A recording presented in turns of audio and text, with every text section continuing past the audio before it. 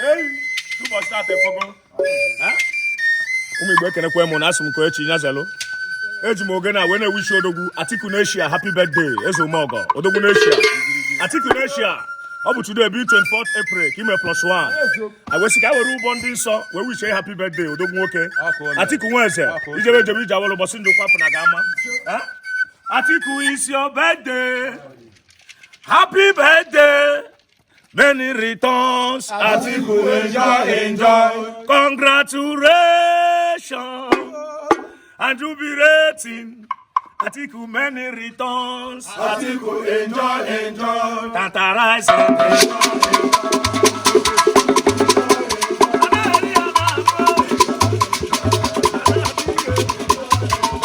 Atiku Nation.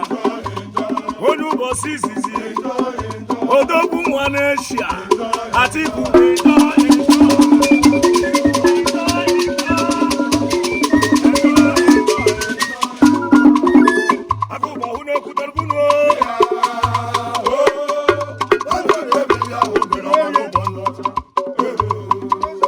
Atiku Nweze ọkọgị sky wish ka were egwu a wee kelere gị ndị ọyị gị Odogwu mmiri enwe ilu ọkala afọ chief priest ụmụeze nwanyị sobali Odogwu nwoke na-ekelekwa mekere ọ na-atụkere ngene kwulu ahụ maka ichie ọchịagha na ụmụ oji onwe na-atụ egwu ụdara na Istanbul na-ekelekwa mekere ọ na-atụkere ngene kwulu ahụ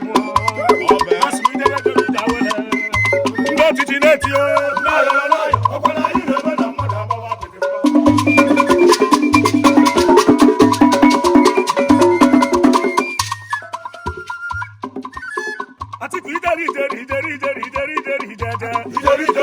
Atiku ijeri jamode.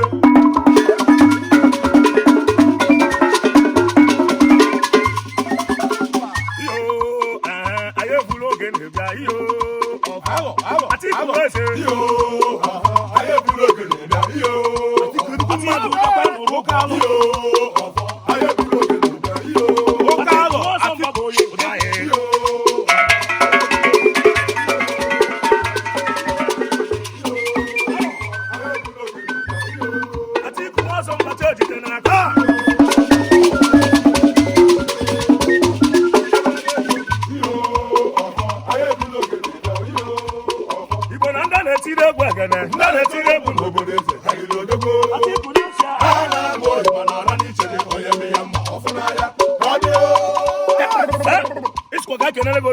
Odogwu Joshike anu nwere obi nwanna dekata Odogwu na-ekelekwa mekana na atụkere ngene kwuru enwu ụkwachi n'aka ọ na-afụ ome na-ekelekwa mekana na atụkere ngene kwuru enwu ọkwa n'isuru maka isi eje Odogwu nwoke na-asị n'ijere debe ije awụrụ gbasị njikwa fara ya mma maka na ndị na-etiri egwu ogene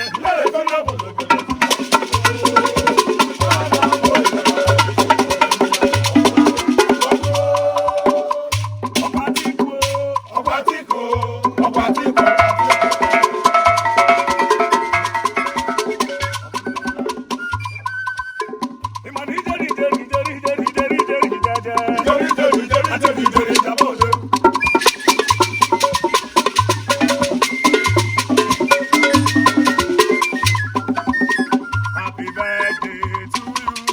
Happy birthday to you. Happy birthday. Atiku Nation.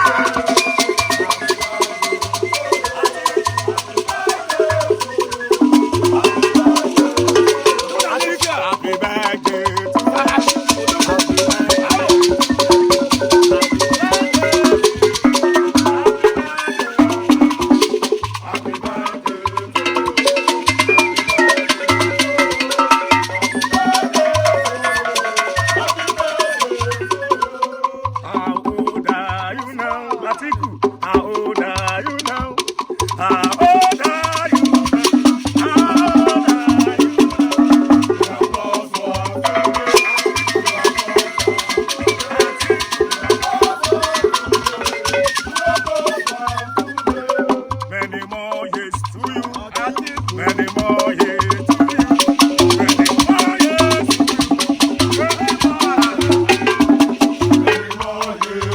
Atiku Nation.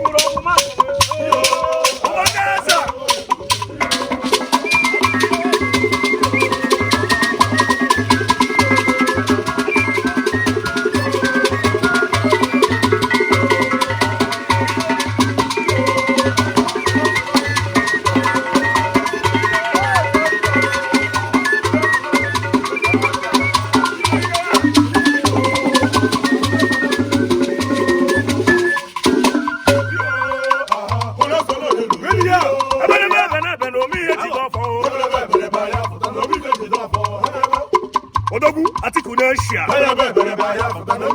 Odogwu na n'eshia. Iyo. Ịkadigo egwu. Ịkadigo egwu.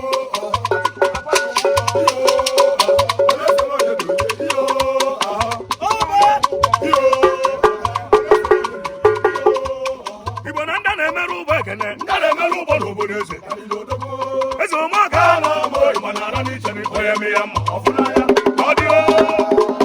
Odogwu nwoke isikwa ka ikere ego odogwu Maliki ụkọchukwu kwere n'ọgwa CEO City Cruise Hotel Limited.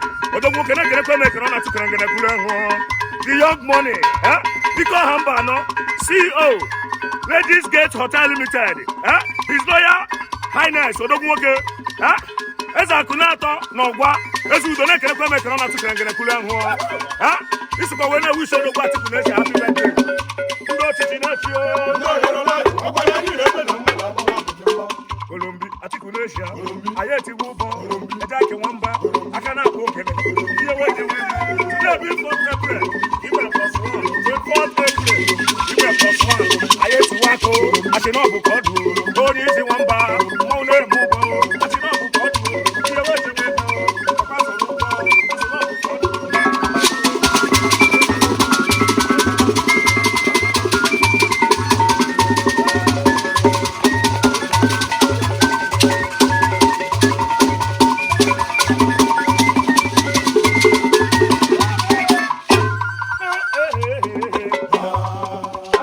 mana onye ji gị amụ ije Aja wolowolo. ọya n'ala ndị osikpụrụ gị ajọ mmadụ ana m erieru gị ndị ilo Aja wolowolo. Atiku osisi bụrụ gị atụ Aja wolowolo. Ikwere ma ji ihe olu. Aja wolowolo. Atiku onye dụrụ isi ji wee dị ọrịda n'elu ido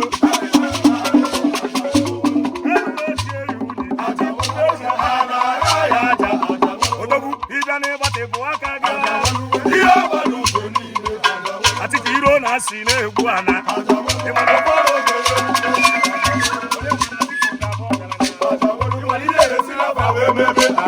Atiku ọ na-ama ebe kusi okwukwe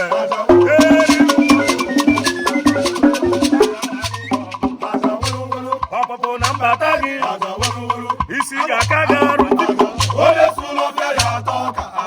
your difference is clear odogwu your difference is clear your difference is clear Atiku n'eshia your difference is clear your difference is clear Atiku your difference is clear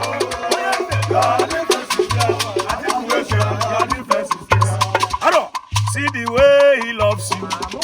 See the way he cares for you. Atiku carry your matter for him head.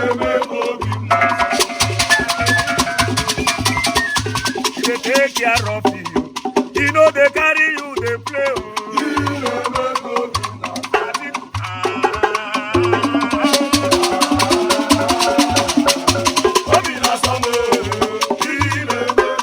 Atiku because of Jesus, I got joy.